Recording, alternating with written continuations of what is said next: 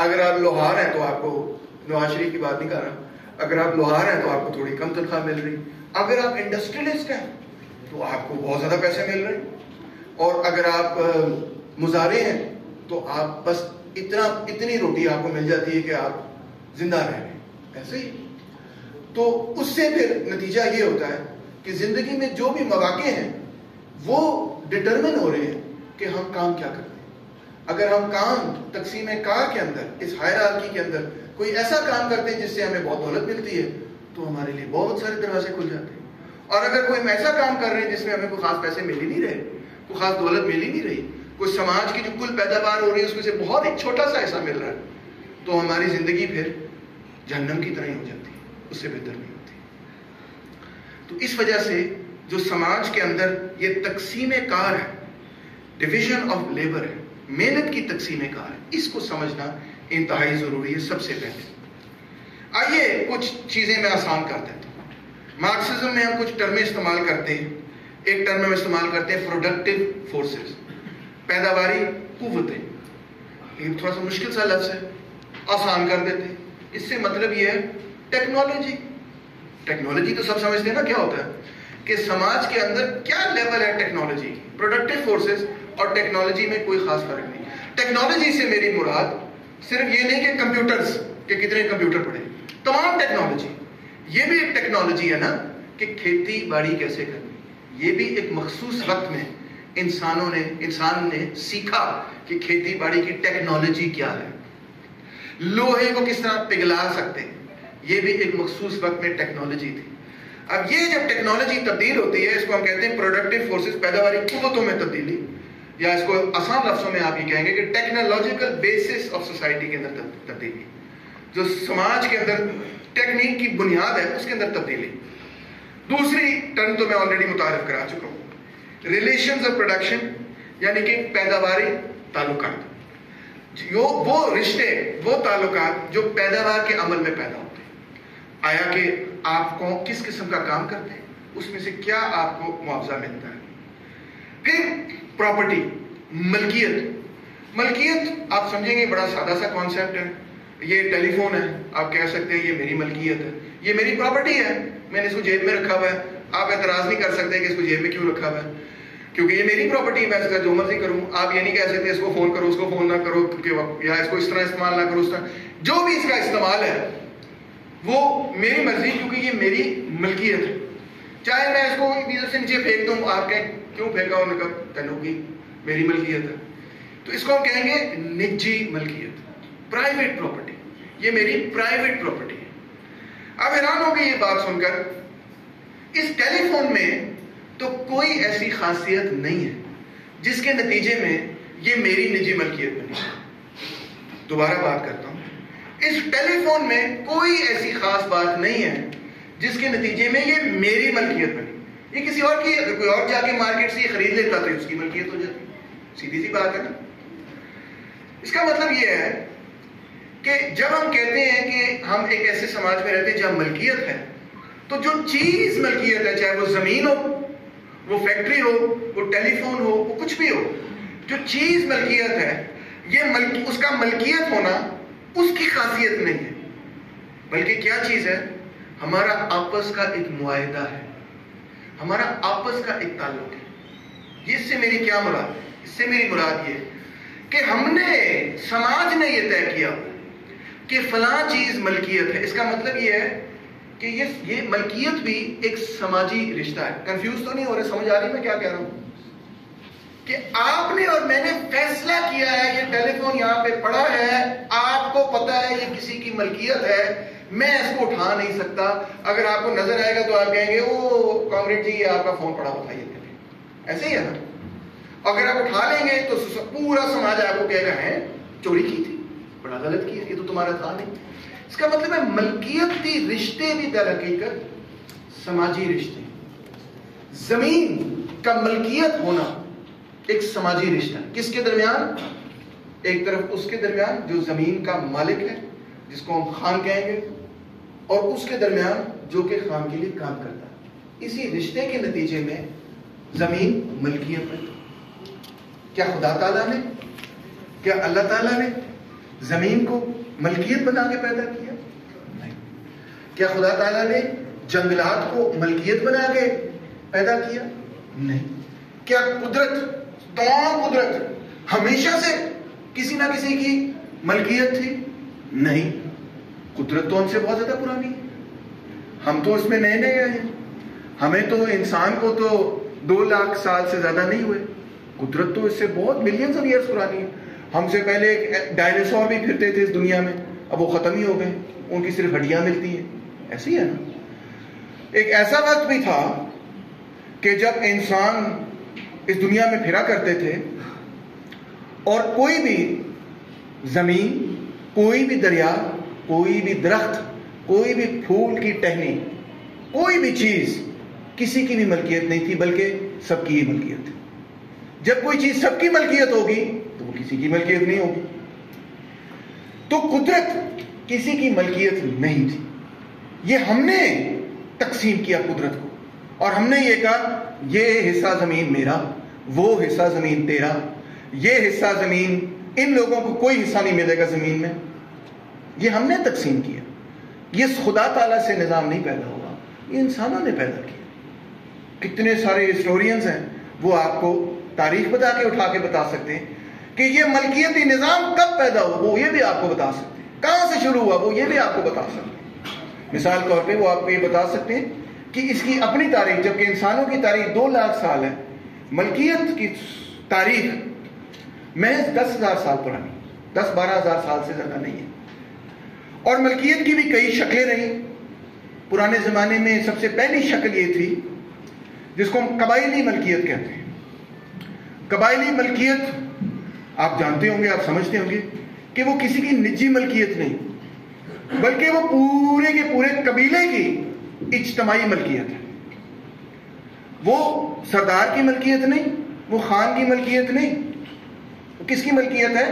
وہ پورے قبیلے کی ملکیت ہے۔ خان اس کے قبیلے کا سردار ہونے کے نتیجے میں یہ کہہ سکتا ہے کہ اس طرح کرنا ہے، اس طرح کرنا ہے، اس طرح کرنا ہے، اس طرح کرنا ہے، مگر وہ جو قبیلے کی پوری ایریا ہے وہ اس کی نجی ملکیت نہیں ہے۔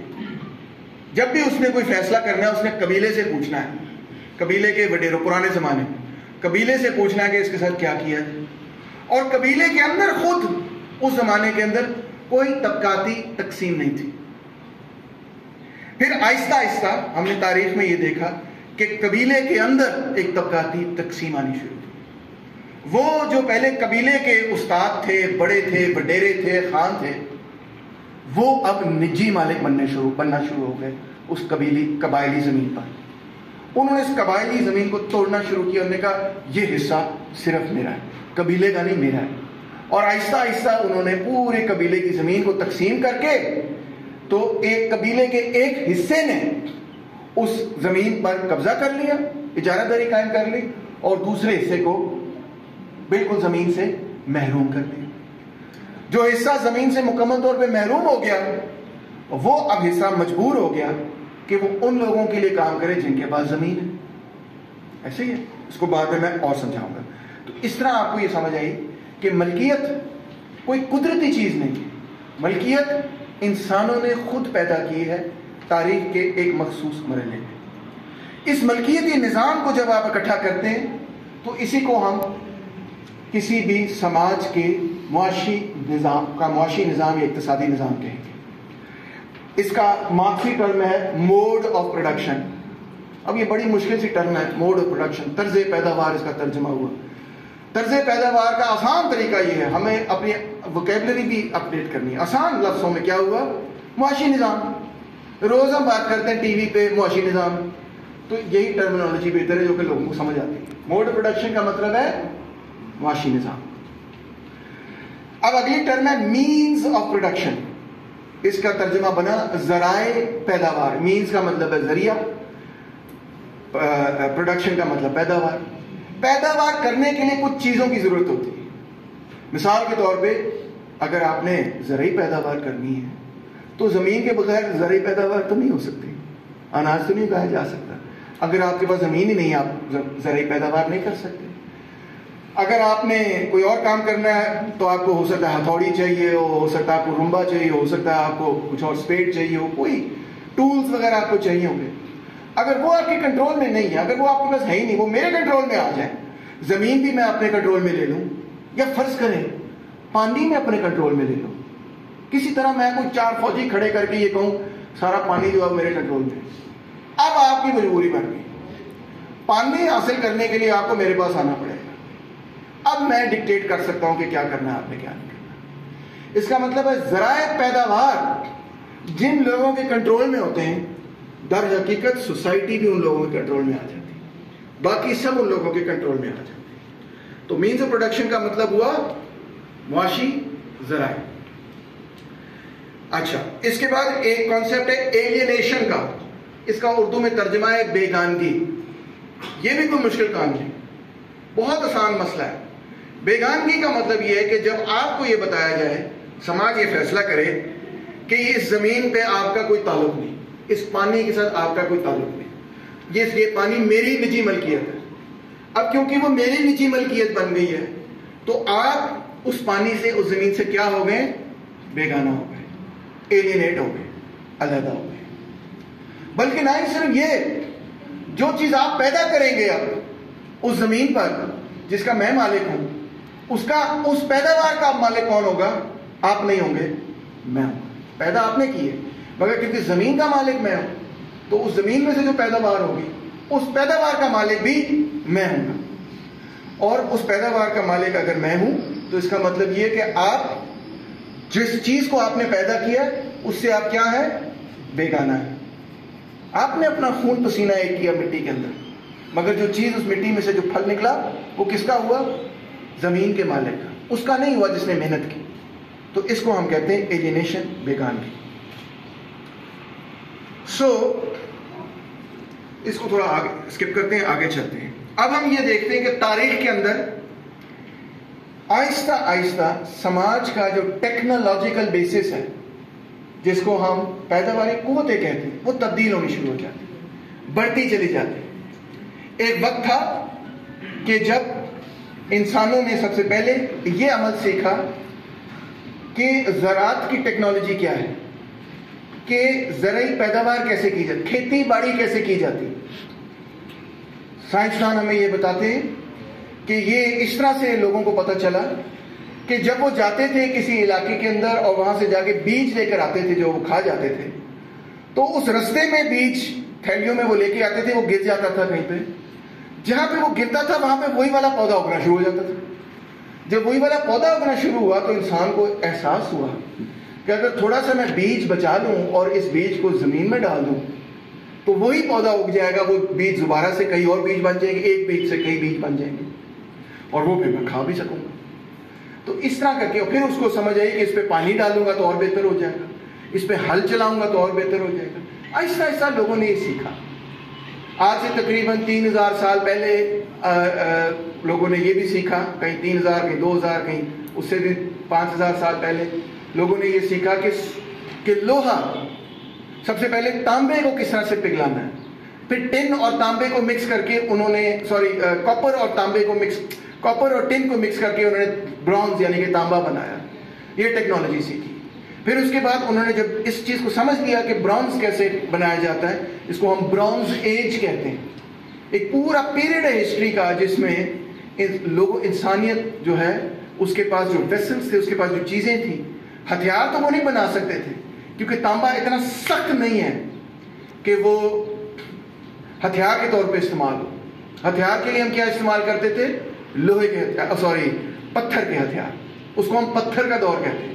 پتھر کے دور سے ہم تانبے کے دور کے اندر گئے, تانبے کے دور سے ہم آگے گئے لوہے کے دور کے اندر.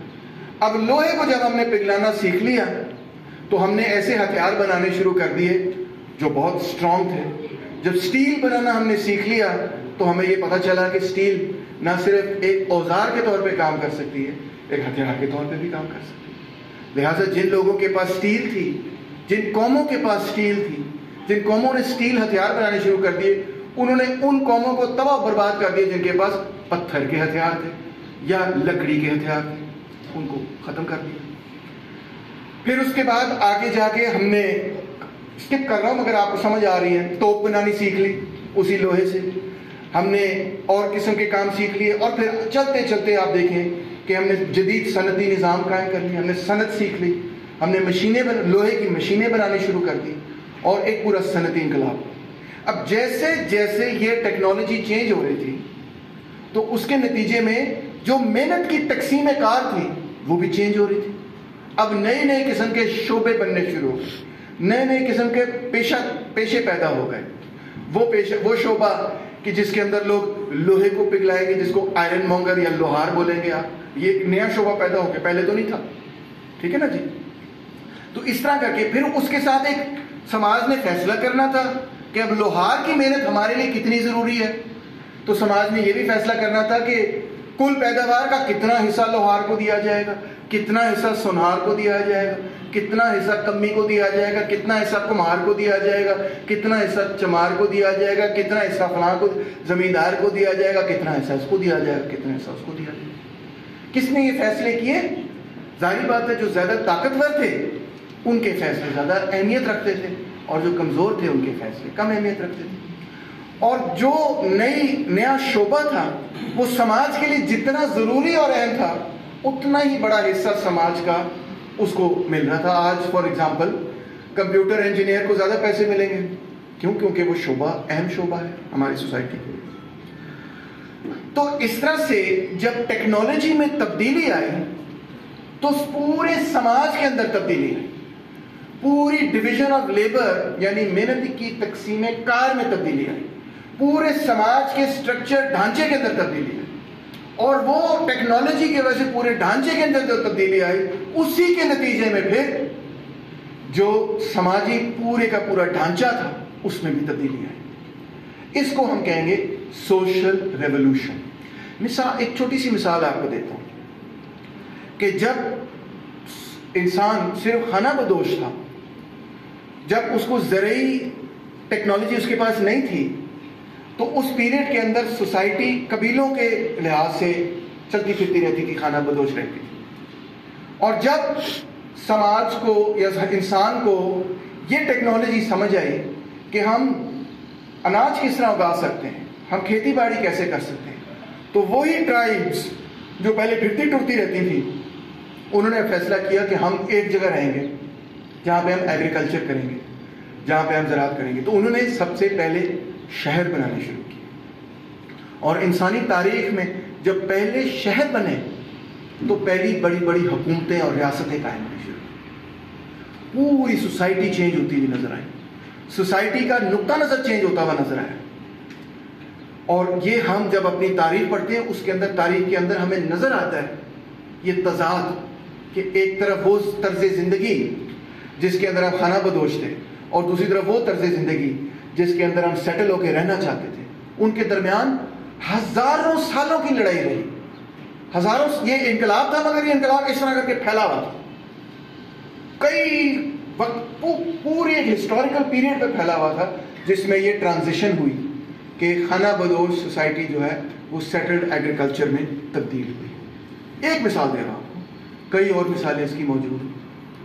ایک جو یہ تبدیلی ہے وہ ہمارے آنکھوں کے سامنے اس وقت ہو رہی ہے، سرمایہ داری نظام سے سوشلسٹ نظام کے اندر تبدیلی، مگر اس پہ بعد میں بات کروں گا۔ تو یہ جب تبدیلی ہوتی ہے اس کو ہم کیا کہتے ہیں؟ سوشل ریولوشن، انقلاب، جس کے لیے آپ سب لوگ یہاں پہ اکٹھے ہوئے ہیں۔ یعنی کہ انقلابی تبدیلی بھی در حقیقت اس کے پیچھے کیا وہ فیکٹرز ہوتے ہیں جس کی وجہ سے انقلاب ہوتا ہے۔ کچھ لوگ انقلاب کو محض ایک سازش سمجھتے ہیں کہ چھوٹی موٹی سازش ہو گئی، 4 لوگ ہو گئے، فیصلہ کر لیا انقلاب کریں گے، انقلاب ہو گیا۔ ایسے نہیں ہوتا۔ انفیکٹ سوسائٹی کے اندر، وہ سوسائٹی کے ڈھانچے کے اندر وہ تبدیلیاں رونما ہو رہی ہوتی ہیں جن کا اظہار، جن کا سیاسی سماجی اظہار، نظریاتی اظہار انقلاب کی شکل میں ہمیں نظر آتا ہے۔ تو یہی ہے در حقیقت تاریخ کا جدلیاتی عمل، دا ڈائلیکٹک آف ہسٹری، کہ ایک طرف انسان سارا اکٹھا ہوتا ہے، انسان سارے اکٹھے ہوتے ہیں، سماجی تعلقات بناتے ہیں پیداوار کے لیے۔ وہ جو پیداواری تعلقات ہوتے ہیں وہ ٹیکنالوجی کی بنیاد پر ہوتے ہیں، وہ سماجی تعلقات تبدیل ہوتے ہیں جیسے جیسے ٹیکنالوجی اور ہماری ہمیں بہتر چیزیں سمجھ آنی شروع ہوتی ہیں کہ سوسائٹی کے کس طرح سے پیداواری عمل کرنا ہے. جیسے جیسے پیداواری عمل چینج ہوتا ہے سوسائٹی کا پورا ڈھانچہ چینج ہونا شروع ہو جاتا ہے. جب سوسائٹی کا پورا ڈھانچہ چینج ہونا شروع ہو جاتا ہے پھر سوسائٹی بھی کہتی ہے کہ جس طرح سے سیاست ہو رہی ہے, جس طرح سے سماج چل رہا ہے, اس کو چینج ہونا چاہیے, اس کو تبدیل ہونا چاہیے. تو وہ پھر اس کا عکس ہمیں سیاست میں اور نظریات میں نظر آتا ہے, جس کو ہم سماجی انقلاب سوشل ریولوشن کہتے ہیں. تو سوشل ریولوشن کوئی سازش نہیں ہوتی بلکہ تاریخ کے ایک پہیے کے نتیجے میں, اس کے چلنے کے نتیجے میں رونما ہوتی ہے. اور اس کی جو بنیاد ہوتی ہے وہ ہمیشہ یہی ہوتی ہے کہ ٹیکنالوجی جیسے جیسے چینج ہوتی ہے ہمارے تعلقات چینج ہوتے ہیں, اور تعلقات جیسے چینج ہوتے ہیں پورا ڈھانچہ اس کے ساتھ ساتھ تبدیل ہوتا ہوا نظر آتا ہے. یہ ہے ڈائلیکٹک آف ہسٹری, یعنی ایک طرف ٹیکنالوجی اور دوسری طرف ہمارے تعلقات, ان کے درمیان ایک قسم کا رشتہ ہے, ناتا ہے. ٹیکنالوجی ایک طرح سے آگے بڑھ جاتی, تعلقات پرانے رہ جاتے ہیں. پھر ٹیکنالوجی کے مزید آگے بڑھنے کے لیے ان تعلقات کے اندر تبدیلی چاہیے ہوتی ہے, اور وہ تبدیلی رونما ہوتی ہے, اور پھر سماج آگے بڑھتا ہے. یہ جو تعلقات کے اندر تبدیلی یہ کیسے ہوتی ہے؟ یہ طبقاتی جدوجہد کے ذریعے ہوتی ہے, کیونکہ جو نئی ٹیکنالوجی ہے وہ نئے طبقات کو پیدا کر دیتی ہے. طبقہ آخرکار وہی تقسیم کار کا نام ہے جو محنت کی تقسیم تھی. وہ نئے طبقات کو پیدا کر دیتی ہے, اور وہ نئے طبقات پھر آپس میں لڑتے ہیں, یا وہ نیا طبقے جو پیدا ہوتے ہیں وہ کہتے ہیں ہمیں اپنا حصہ ملنا چاہیے, زیادہ ملنا چاہیے, کم ملنا چاہیے. چھوٹا سا یہاں پہ میں بریک کرتا ہوں, آپ کے کوئی سوال ہے تو میں سوال لینے کے لیے تیار ہوں. طبقے کو ہم مزید اور ڈیٹیل سے کور کریں گے. جی میرے